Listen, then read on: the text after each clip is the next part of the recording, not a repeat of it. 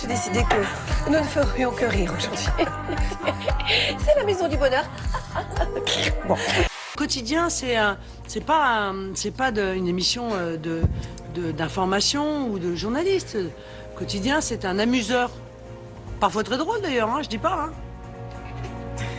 Hein. Bonsoir et bienvenue chez les amuseurs, il y a qu'à nous voir, on est des sacrés rigolos, nous sommes mercredi 13 avril 2022.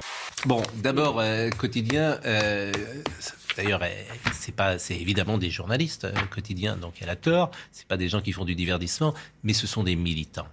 Et des militants anti-Marine Le Pen. C'est ça la vérité. Vous écartez les gens qui mais vous le savez bien. Quand je vous entends parler, par exemple, des journalistes de quotidien, je me dis, mais en fait, elle n'a pas changé, c'est toujours la même. Moi, je pensais qu'il y avait une nouvelle Marine Le Pen depuis quelques mois. Et puis là, sur cette question des journalistes... Vous savez, ça fait 7 ans, ça fait 7 ans que j'ai dit quotidien n'est pas... Mais c'était une erreur, pardonnez-moi de vous couper, mais c'était une erreur de dire cela, ou c'était voulu, de dire quoi? Mais pas fond. du tout, qu'est-ce qui est extraordinaire? Est-ce qu'un candidat ou une candidate à la présidence de la République peut dire qui est journaliste ou qui ne l'est pas? Est-ce qu'un président de la République, un exercice candidat, peut décider des émissions dans lesquelles il va ou il ne va pas? Répondre à une question par une question, c'est un procédé. Mais cette malhonnêteté, j'espère que nous ne l'avons pas ici sur ce plateau. C'est tout, j'espère, parce que ça ne correspond pas à nos valeurs, comme on dit.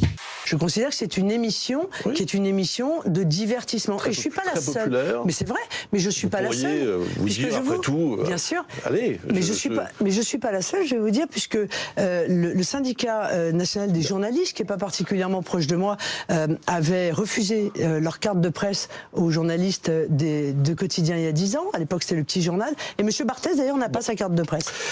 Ne cherchez pas à créer écoutez, un problème là où il n'y en a pas.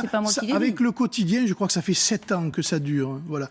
Donc je veux dire, pas la question, ça pourrait être quelqu'un d'autre. Elle a dit, ils ne sont pas journalistes. Le soir, elle a dit d'abord sous la forme de la plaisanterie. D'accord. C'était une plaisanterie, d'accord. Oui, exactement. D'accord. Tu ferais mieux de tourner cette fois la langue dans ta bouche avant de causer, toi, je te le dis. Hein. Les sportifs se prononcent en faveur d'Emmanuel Macron. Dans une tribune publiée hier, une cinquantaine de footballeurs, boxeurs, basketteurs ou judokas appellent à faire barrage à l'extrême droite au second tour parce qu'ils croient au sport fraternel et inclusif. C'est vrai que je suis un peu lassé, pour tout vous dire, de ces postures.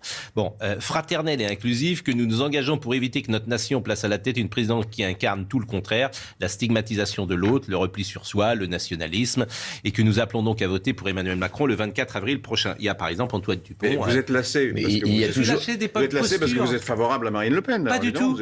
Bon, Madame Le Pen raconte comme d'habitude des carabistouilles. Vous traduirez vous-même en anglais. Alors, comment traduire carabistouille pour les confrères anglais? Je ne sais pas si quelqu'un a une traduction. Quelqu'un a vécu à Washington? Ça va, je sens la moquerie poindre. Google me propose nonsense. Moi, j'aurais tenté carabistouille. Bon. Ce que je trouve Vous intéressant... défendriez Mélenchon aussi? Et je ne vous parle pas de Mélenchon. J'attends qu'on me dise depuis... Mais bon, de toute façon, les discussions avec vous sont absolument impossibles. Mais pas du tout, je vous écoute. Mais non, vous n'écoutez pas. Ça fait 40 ans que vous n'écoutez personne. Et vous êtes à 1,70% aujourd'hui. Donc vous devriez peut-être écouter. Beaucoup de mots pour rien. Verbiage. Oui, le verbiage.